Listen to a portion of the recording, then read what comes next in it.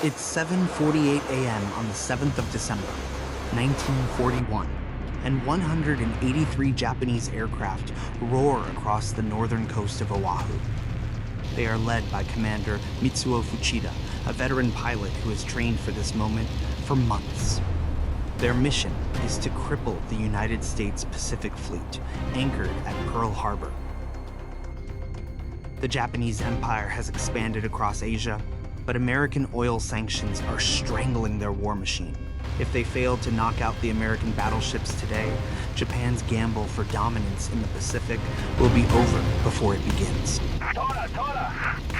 Fuchida's voice crackles across the radio. The American sailors below are waking up, eating breakfast, preparing for a routine Sunday morning. On Ford Island, Seaman William Mann glances up at the sky. Aircraft are diving toward the harbor. He squints. Then he sees it. The red circle painted on the wings. Seconds later, the first bombs fall.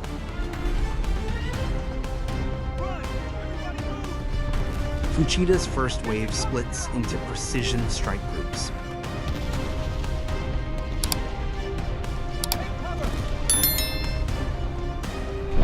Nakajima B-5N torpedo bombers skim across the water at just 40 feet. Their torpedoes modify with wooden fins to work in Pearl Harbor's shallow 45-foot depth. They're heading straight for Battleship Row. On the USS Oklahoma, Ensign Bill Ingram spots the incoming aircraft. He grabs the general quarters alarm.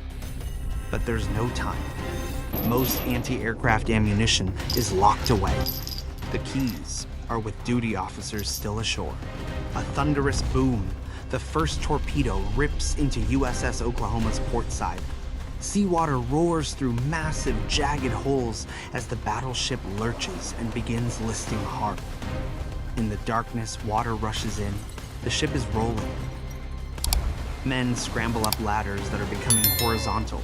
Some don't make it. High above, Aichi D-3A dive bombers scream down at near vertical angles toward the USS Arizona. At 8:06 a.m., a 1,760-pound heavy bomb drops from a dive bomber. It enters the ship's forward deck and blows up the forward magazine. A large amount of gunpowder ignites.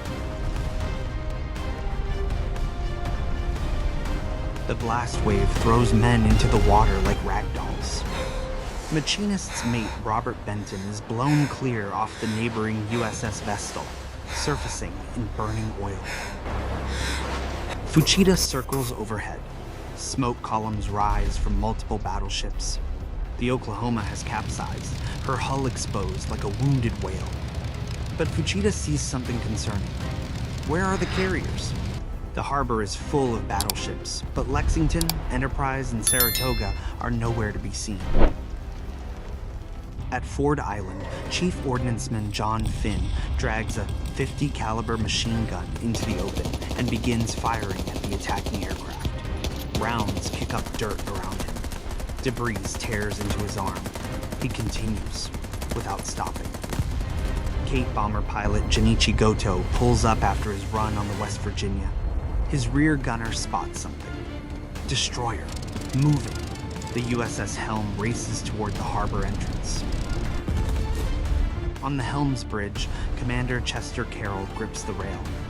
Machine gun fire stitches across the water. Destroyer weaves desperately. Bullets ping off the superstructure. But the Helm keeps moving, reaching open water. Near the dry docks, bomber pilot Tadashi Kusumi lines up on the USS Pennsylvania, which is sitting exposed in dry dock number 1. There's no way to evade. The first bomb hits the boat deck. Another slams into the castle. Fuchida circles wider, searching. He keys his radio. No carriers! I repeat, no carrier! Back on the carrier Akagi, Admiral Nagumo receives the news. America's most dangerous weapons have escaped. At the Navy Command Center, Admiral Kimmel stares at the chaos. But there's no time. Get a message to Washington. Air raid Pearl Harbor. This is not a drill. At 8:54 a.m., 170 more aircraft arrive. Lieutenant Commander Shimazaki finds a very different Pearl Harbor. Anti-aircraft fire now fills the sky. On the USS Nevada, the only battleship underway, Ensign Joe Tausig directs fire. Shrapnel tears into his leg, nearly severing it. He ties a tourniquet and stays at his post. The Nevada's guns bark as she makes for the harbor entrance. Signal the Nevada. Beach her. The Nevada turns hard and deliberately runs aground at Hospital Point, her guns still firing. Fuchida's planes hammer the beached Nevada and any target they can find. At Wheeler Field, Second Lieutenants George Welch and Kenneth Taylor sprint to their P-40 Warhawks. Against orders, they take off into the chaos. Welch spots Japanese dive bombers pulling up. He closes in. His guns hammer. One bomber disintegrates, then another. At 9:45 a.m., Fuchida fires a flare, the signal to withdraw. The Japanese aircraft turn north, back toward their carriers 200 miles away. Below them, Pearl Harbor burns. Black smoke towers into the sky. The Arizona is a flaming tomb. The Oklahoma floats upside down. On the oil-slicked water, hundreds of men swim through flames. Lieutenant Commander Samuel Fuqua wades through knee-deep water on the Arizona's quarterdeck. Men form human chains, passing injured sailors to rescue boats. At the Naval Hospital, personnel work in chaos. The wounded arrive continuously. People lie on the floor, on tables, and in every open spot. On Ford Island, sailors stare at the destruction. Seaman James Corey looks at the capsized Oklahoma. His best friend was aboard. The friend was located in the ship's quarters below. It was apparent he would not be recovered. The attack lasted just 90 minutes, but the devastation was catastrophic. 2,403 Americans lost their lives.